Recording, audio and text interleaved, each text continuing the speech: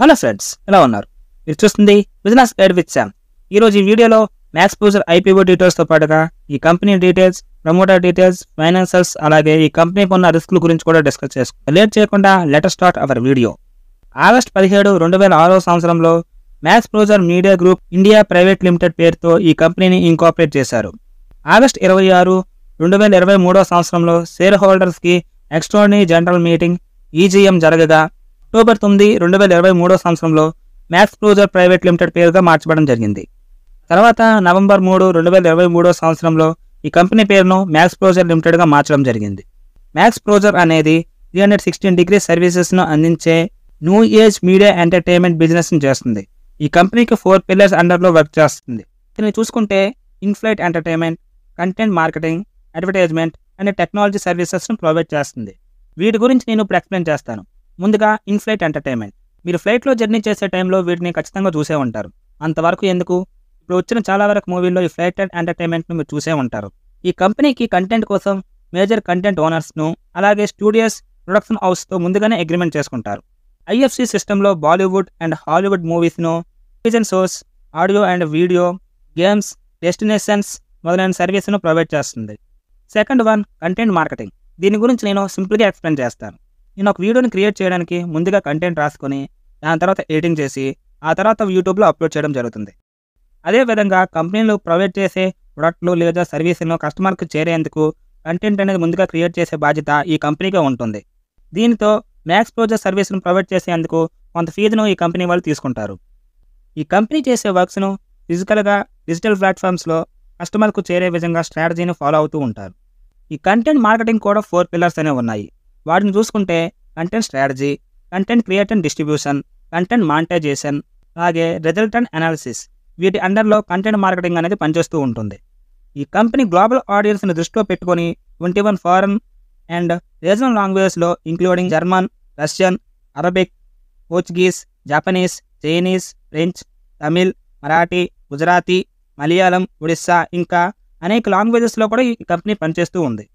ఈ company different ఇండస్ట్రీలు అయిన aviation, automobility, tourism, hotels, real estate, banking, insurance సెక్టర్లో ఈ కంపెనీ సర్వీసెస్ను ప్రొవైడ్ చేస్తూ ఉంది.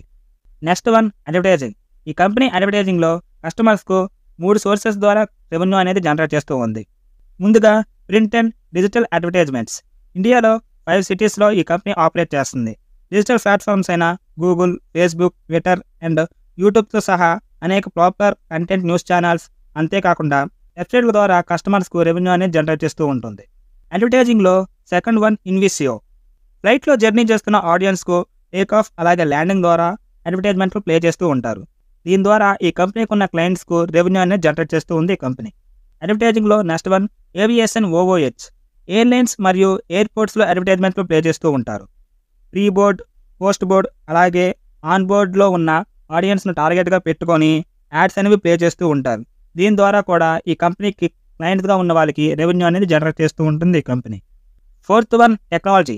ఈ టెక్నాలజీని ఇన్ఫ్లైట్ ఎంటర్టైన్మెంట్ బిజినెస్ మార్కెట్ సైజ్ని పెంచుకోవడానికి అలాగే కంటెంట్ మార్కెటింగ్లో ఉన్న కస్టమర్స్కు ఆఫర్స్ను మెరుగుపరచడానికి ఈ టెక్నాలజీని యూజ్ చేస్తూ ఉంటారు. అంతేకాకుండా హేరోవుడ్, స్మార్ట్ ట్రిప్ ప్లానర్ అనే 2 టెక్నాలజీ ప్రోడక్ట్ను డెవలప్ చేస్తూ ఉన్నారు. ఈ కంపెనీ క్లయింట్స్ కానీ చూస్తే ఏవియేషన్లో IndiGo, Vistara, SpiceJet, AirAsia, Go Fast వంటి కంపెనీలు మనకు కనిపిస్తాయి. ఆటోమొబైల్ ఇండస్ట్రీలో చూసుకుంటే Ashok Leyland, Audi, Maruti Suzuki, Bharat Benz వంటి కంపెనీలు మనకు కనిపిస్తూ ఉంటాయి. మరి హోటల్స్, తాజ్ వంటి కంపెనీలు ప్రీమియం హోటల్స్లో మనకు కనిపిస్తాయి.